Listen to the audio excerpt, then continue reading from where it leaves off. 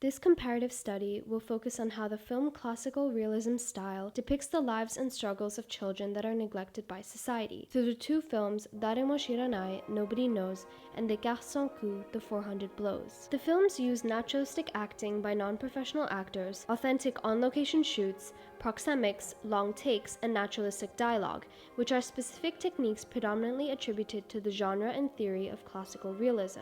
The mundane yet authentic aspects of human consciousness are often overshadowed by the harsh realities of life. The 400 Blows is considered by many to be one of the first films to adopt this style. Set during the post-war era in the 1950s, France was at a big cultural shift to modernization after the Second World War. Younger generations were fascinated by new forms of popular culture and self-expression. Rebellion and the disapproval of authoritative figures were at an incline within the country's youth. The film depicted childhood innocence and rebelliousness of Antoine and his struggle for identity. Japanese society's expectations were very different. In a culture where emotional expression is often a taboo, the word honne expressed the expectation that individuals were to hide or avoid their true opinions and feelings for the betterment of their community. The film is based on a true incident of child abandonment in Tokyo, Japan.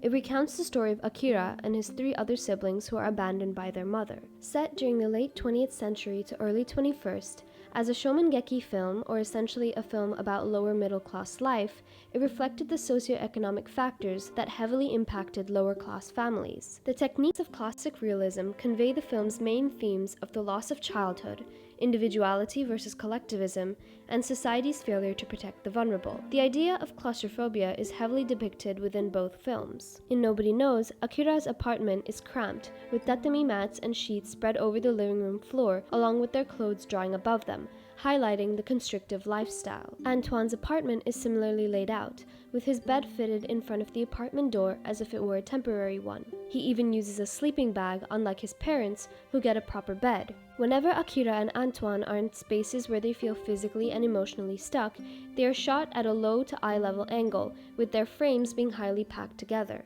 This is significant as it places the audience on the same level as the children rather than the adult figures in their lives, which allow them to connect to the thoughts and feelings of the protagonist. Only once do the boys begin to explore beyond their places of entrapment does the camera begin to move to higher angles and further distances. Similarly to Akira and Antoine, we as an audience gain a sense of freedom which was lacking in the respective locations. For Akira, the playground and baseball pitch are places in which he feels freedom, filled with high-key lighting, while his home and when he sees his siblings face the consequences of abandonment, he feels chained, expressed through the low-key lighting. For Antoine, his apartment and school act like a prison, while the cinema and circus fair and even the streets of Paris make him feel free. Another example of their isolation and loss of childhood innocence can be seen in the use of bars, gates, or even windows that act as barriers to the child's freedom. Countless shots express Akira or even his siblings looking out the window into the city, more notably during Akira's trip to the school compound. Koreeda creates these barriers to express the separation between the wants and the needs of the children. As for Antoine,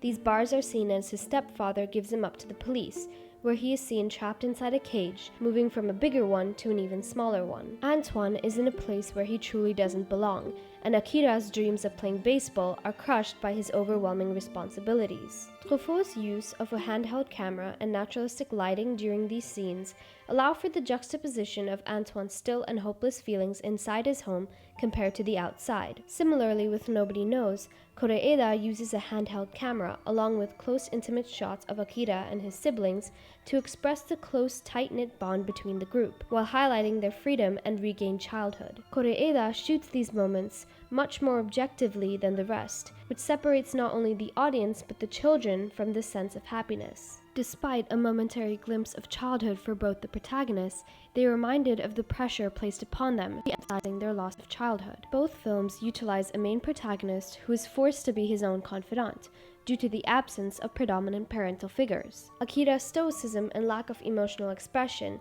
as his mother Keiko interacts with his siblings, highlights the Japanese belief of honne. However, he is always judging her, albeit silently, for her absent accountability. Akira's awareness and observance despite his young age is depicted through Yuya Yagiri's naturalistic acting. Normally, I try to write the child characters as close as possible to the personalities of the child actors, which not only make their performance but the story itself more grounded in reality. The 400 Blows portrayal of self-expression is much more evident. Truffaut's use of Jean Perlot, who acted for Antoine as he behaved similarly with his sense of rebelliousness and defiance towards authority figures, which, like Yuya Yagiri's performance, made it all the more realist as it reflected the social and cultural stages of the respective countries. Both Truffaut and Koreeda have been praised for their ability to authentically represent the nuances of childhood and allow the actors to express a part of themselves in their characters. Furthermore, a setting like the school in the 400 Blows enforces conformity rather than self-expression, laying out Antoine's struggle to find an individual identity where he is denied any form of freedom. Akira's sense of individuality is conflicted with his responsibilities. As his youth catches up with him, he begins to make new friends,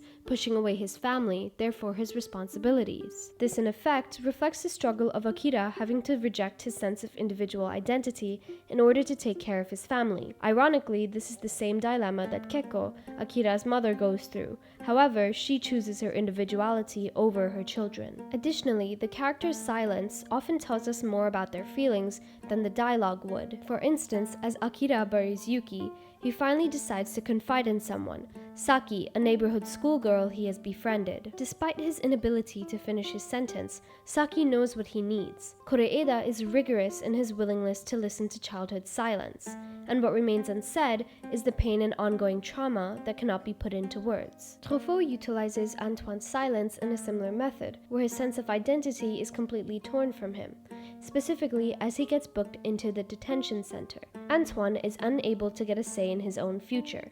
His voice is taken away, the one thing he could fight authority with. The use of long takes emphasize the idea of societal failure. Koreeda utilizes the telephoto lens to highlight Akira's isolation and the lack of awareness of society towards the vulnerable. More notably, after Yuki's death, Akira stands in a crowd with dirty and torn clothing. The use of the telephoto lens emphasizes his isolation, but also expresses how despite Akira, a young child in obvious confusion and distress, nobody seems to notice. Koreeda seemingly criticizes the collective society that Japan enforces by demonstrating how in that society, people can slip through the cracks, leaving the vulnerable like children without support.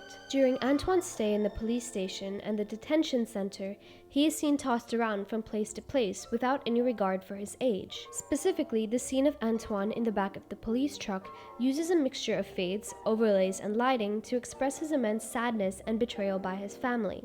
The use of this technique shows Antoine's wonder for the world, yet how society and its institutions have taken it away. This scene directly parallels the moment when Akira and Yuki are on their way back from waiting for their mother at the train station on Yuki's birthday. Society has failed the siblings, yet somehow they are able to remain hopeful for the future. Another parallel can be seen in the long take of the two boys running. Antoine's run represents his newfound freedom as he escapes from the detention center, one of the few times that he truly feels free, whereas with Akira, it depicts his inability to escape his poverty as he doesn't want to take money from Saki. He is forced to leave behind his morals, values, and pride because of his struggle to survive and provide for his family. Lastly, both films end with a still image. In the 400 Blows, it occurs after Antoine's escape. The frame traps Antoine, still in time, as he looks towards the audience. We become implicated within the system that has condemned him. It is a plea for help. With nowhere else to go, Antoine is again forced between the barriers of his world, even at his moment of complete freedom. The audience is left with an anticlimactic feel as we wonder what will become of him. In Nobody Knows, we realize that the kids are still stuck in the same cycle they always were, with no one to help them. However, there is a sense of freedom that they lacked before through the high-key lighting. It provides the only way to end a film that has no ending. In conclusion, the films utilize techniques often associated with the film realism theory and apply it in a way that expresses the social and cultural shifts within each country. While Truffaut expresses the loss of childhood through Antoine's loss of identity due to the conformistic institutions, Koreeda confronts the responsibilities that are forced upon Akira, which makes him unable to live out his childhood. The use of naturalistic acting and deliberate silences convey the dilemma of the individual versus the collective.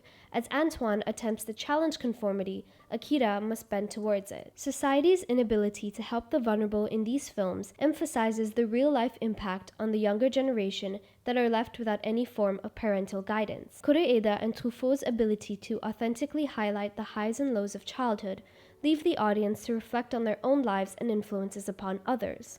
Through the realism lens, we're able to look objectively at our world, even more so through the simplistic yet optimistic minds of children.